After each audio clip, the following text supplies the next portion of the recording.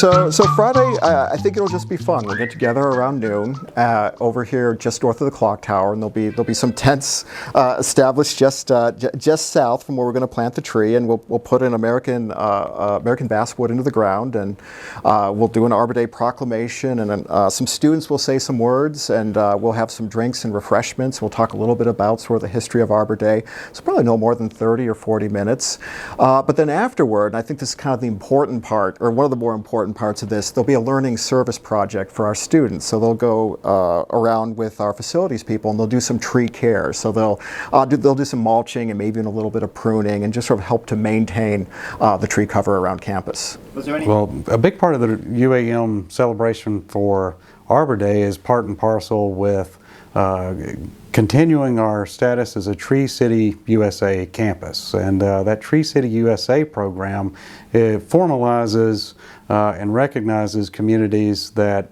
have made an effort to make sure that their trees are in good health, that they also host events. The State Forest Service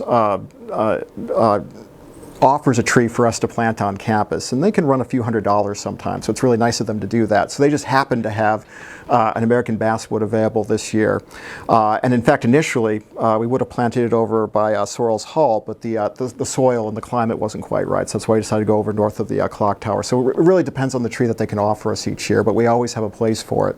And the other nice thing about it is they usually give us a different species, so that way we can also use it as a learning component on campus for our botany program and for forestry, right, to identify different tree species. A little bit about Arbor Day in the South, and the reason we're celebrating Arbor Day now at a time that's outside the April official date of Arbor Day.